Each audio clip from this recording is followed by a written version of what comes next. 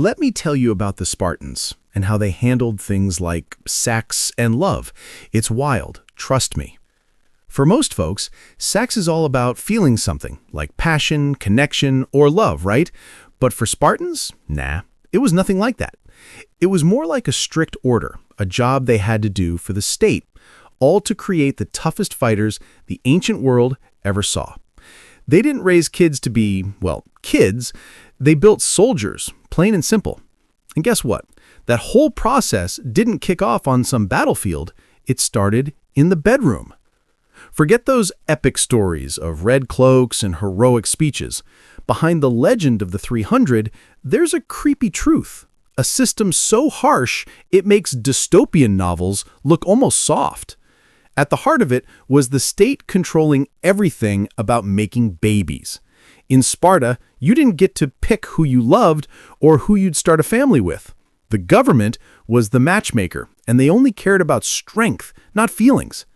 Old, war-toughened guys like grumpy magistrates would check out young men like they were picking out cattle, measuring height, checking stamina, and digging into their family history. The guy had to be tall, broad-shouldered, from a line of honored warriors. The woman, she needed to be strong, fertile, with wide hips and a solid build. Looks weren't about being pretty, they just had to show you were healthy, with good genes. Marriages were planned by the state, cold and calculated, all to make top-notch kids. Love? It didn't matter. Desire? Optional.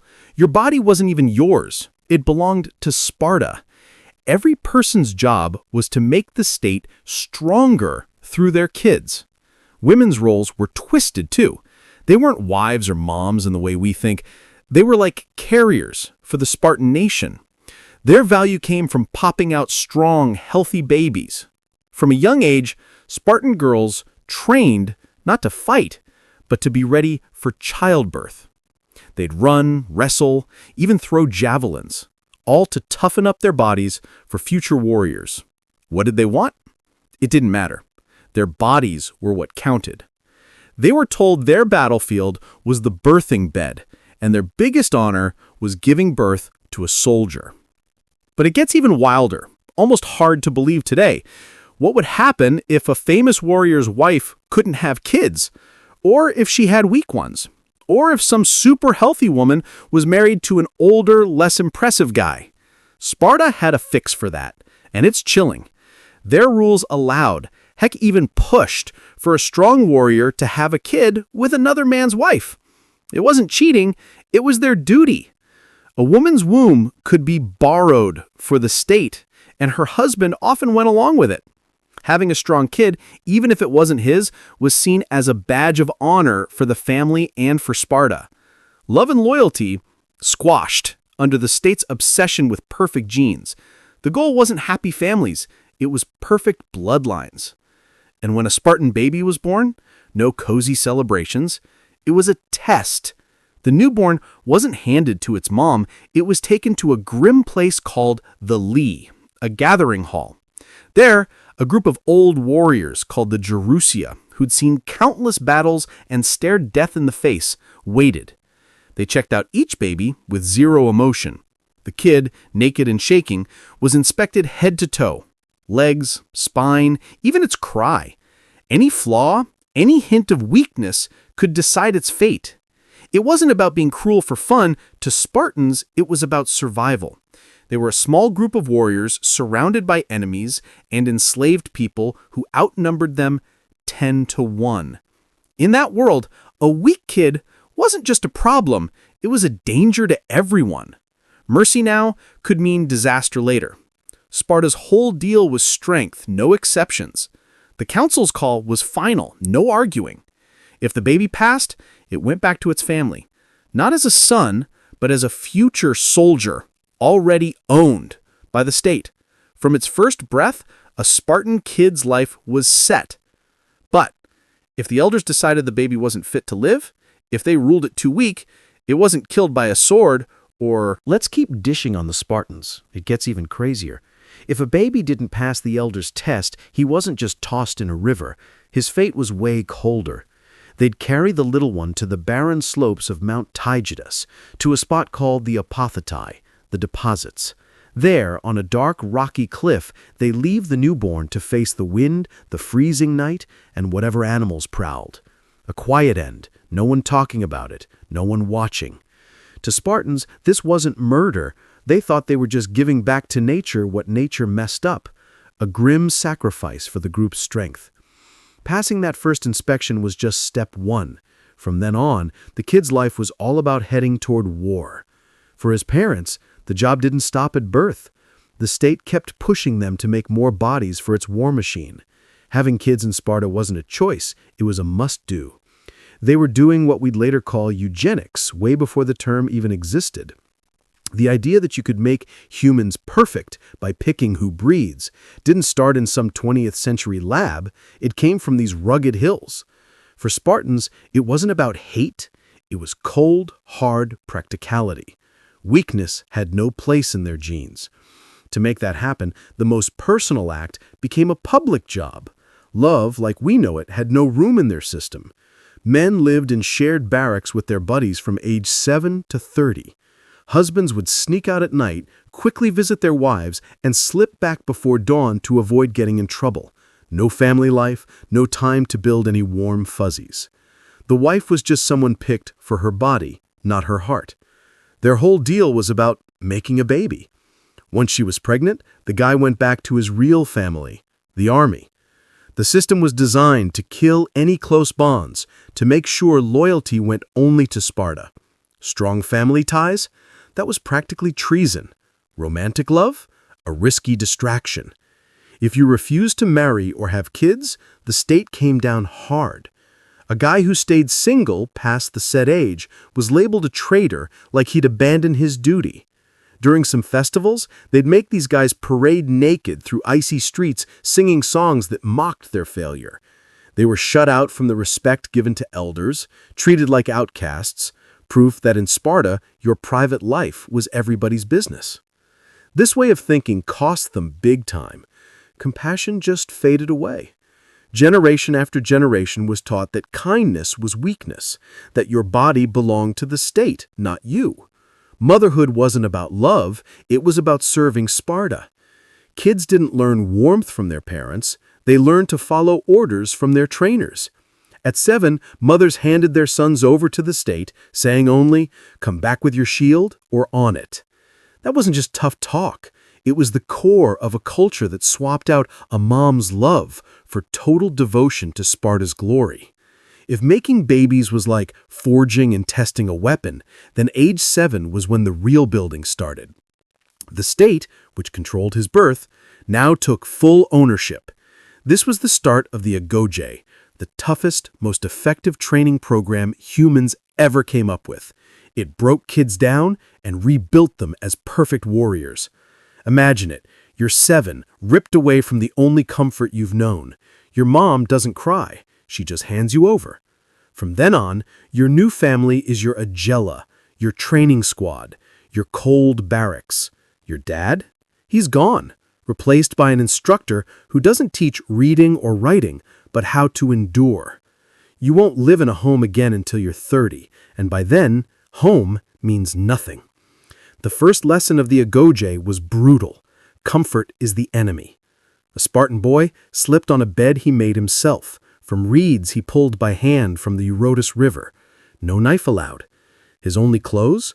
One rough tunic, worn through scorching summers and freezing winters. And the worst part? He was always hungry. Food was kept scarce on purpose, a carefully planned starvation. But this wasn't just mean, it was strategy. The boys were told to make... All right, let's keep spilling the tea on the Spartans. This part's intense. In Sparta, they didn't just let the boys go hungry, they told them to make up for it by stealing. Stealing wasn't a bad thing there, it was a lesson. It taught them to be sneaky, patient, and bold. A warrior who couldn't slip into an enemy camp and nab some food? Useless. So these kids learned to move like ghosts through their own city, grabbing whatever scraps they could like wolves. But get caught? Oh, you'd be whipped without mercy. Not for stealing, but for being dumb enough to get spotted. The real crime was being sloppy, not the act itself. The lesson hit hard. Win and you're golden. Fail and you've got no excuse. On the battlefield, getting caught didn't just mean your death, it could take down everyone with you. The Agogi burned that lesson into their skin. This wasn't just about training soldiers, it was about creating predators. Fast, sharp, and cold, with no room for normal morals. In their world, right or wrong didn't matter. It all came down to one thing. Did you pull it off? They learned to lie, to disappear, to spot weakness, and to follow orders without a second thought. They were like brothers, sure, but tied together by pain, competition, and fear. Hunger and stealing were just the start. Things got way darker, meant to break a kid's mind before reshaping it. The body could handle hunger, cold, and hits pretty quick, but the real battle in the Agogi was in their heads.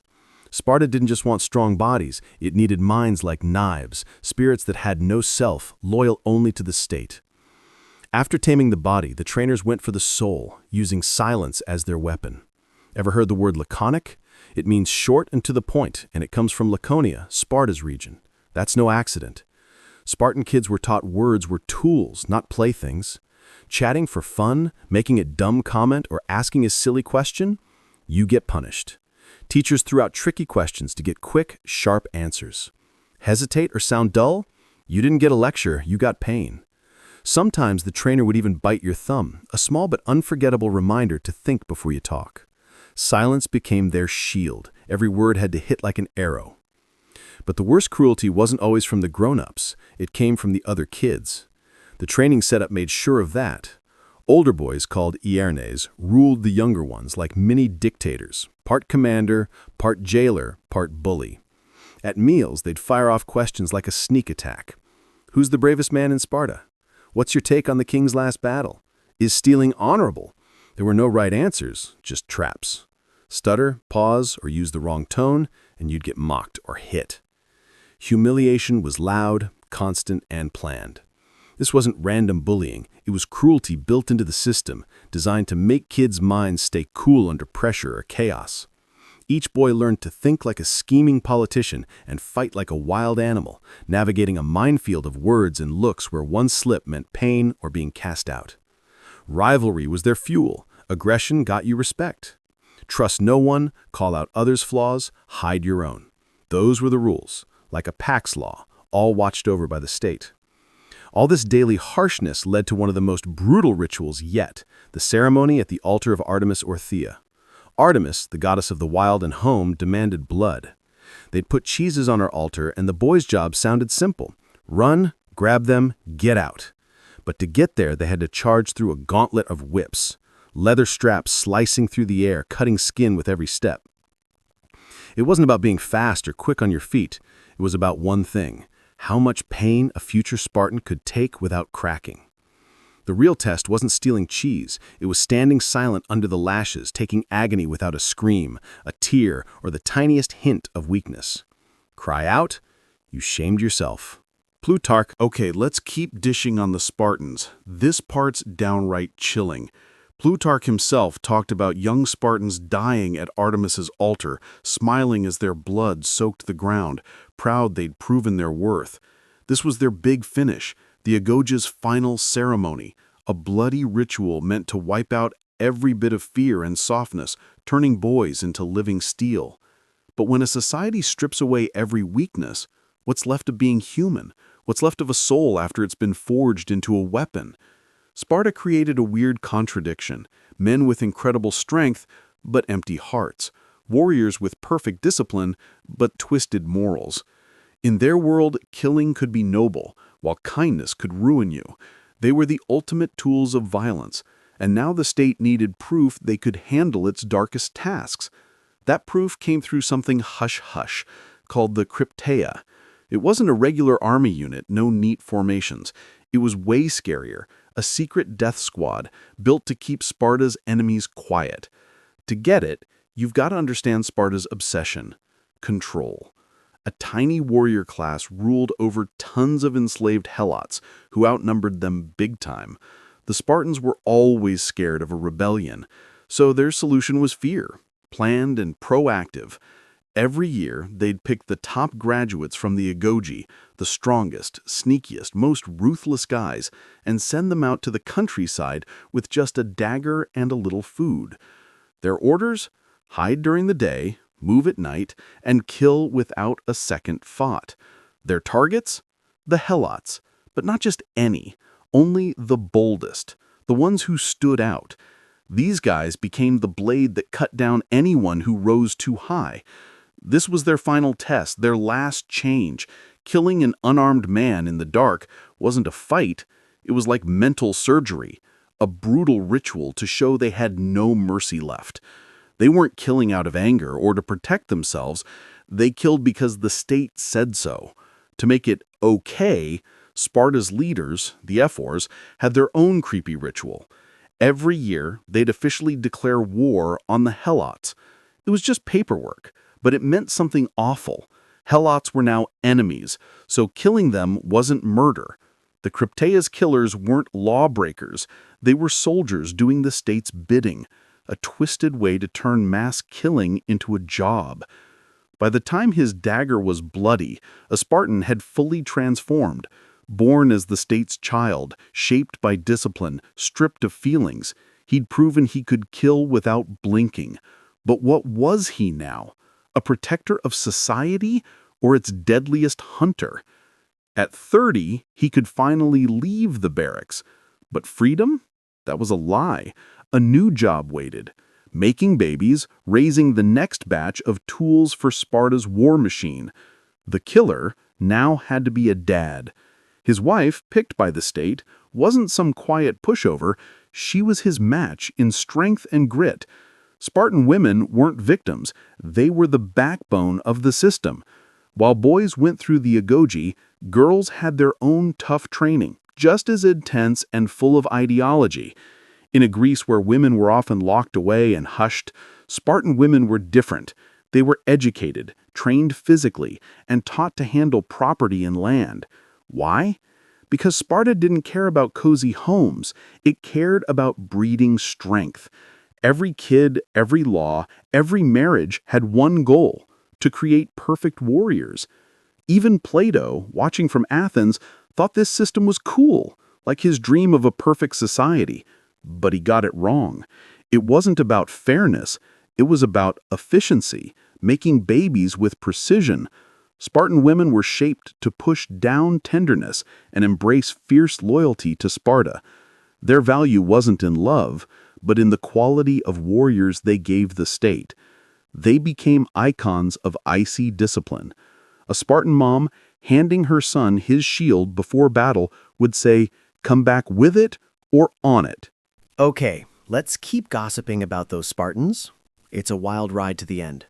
When word of a loss hit the city, while other Greek moms were crying their eyes out, Spartan moms only cared about one thing: did we win? There's even a story about a woman who killed her own son for coming home a failure. These ladies weren't just sitting back, they were the ones holding up Sparta's whole mindset. With their minds and bodies molded by the state, marriage in Sparta wasn't about love, it was like a planned operation. The process was like a fake kidnapping. The groom didn't woo his bride, he grabbed her in the dark. Her friends shaved her head, put her in a guy's cloak and sandals, and left her waiting in the dark on a straw bed. He'd sneak in, do his job quick, and slip back to the barracks before dawn. This weird ritual had a point. It kept emotions out of it. It stopped family love from messing with loyalty to the army by keeping their meetups short and secret. The state figured passion would stay strong, babies would come easier without love or coziness getting in the way. This was the peak of Sparta's system. Two brainwashed people, a man and a woman, coming together in the dark, not for love, but because the state said so. Their only job was to make strong kids, a perfect soldier and a perfect mom, like Sparta's human factory. But here's the thing. This perfect system had a hidden poison that grew over time. For 300 years, Sparta ruled Greece. Its warriors, unbeatable. Its discipline, the stuff of legends. But the problem that took them down wasn't some outside enemy. It was built right into their system. The first issue was their population crashing. Sparta's harsh eugenics, leaving weak babies on Mount Tigestus, tossing out anything less than perfect, meant they had a tiny gene pool. Every warrior lost in a fight was a huge loss. Years of training and a precious bloodline gone. Other cities could rebuild armies. Sparta couldn't replace even 100 of its best. Their strength, being so exclusive, became their downfall. They were breeding themselves out of existence. The second problem was they were too stubborn. The Ojkoj made amazing soldiers who followed orders perfectly, but couldn't think outside the box. As wars changed, Sparta's rigid system stayed stuck. They were perfect fighters in a world that now needed clever leaders. When they faced new strategies and creative thinkers, they were like ghosts fighting their own past. And the final hit? Their own success. When Sparta beat Athens in the Peloponnesian War, money from Persia flooded in. Gold and silver, the stuff they used to hate, ate away at their iron discipline. Land got scooped up by a few, greed took over, and corruption spread everywhere. Spartans who used to laugh at luxury got hooked on it. The spirit of Sparta, built on equality and simplicity, started rotting from the inside. Then came Leuctra. On that battlefield, a Theban general named Epaminondas smashed Sparta's unbeatable reputation. Instead of spreading his troops thin, he stacked his left wing 50 men deep and slammed it right into the Spartan right, where the king and his guard stood. New ideas crushed old ways. The unbreakable phalanx fell apart. For the first time anyone can remember, a Spartan king died in battle. His army wiped out with him. Sparta's power was shattered. With hundreds of their best men gone, the city's warrior class was broken for good. The empire that scared all of Greece faded into nothing. By the time the Romans rolled around, Sparta was just a tourist spot, a place where people watched reenactments and its old cruel ways, like visiting a museum of a once great civilization. In the end, Sparta's story about breeding perfect warriors is more than just history. It's a warning. They were so obsessed with being perfect that they gave up everything human to get there. They made the ultimate warrior, but that same obsession wiped them out. The machine that built heroes ended up destroying itself, leaving only ruins and the faint echo of a greatness built on cruelty, undone by its own perfection.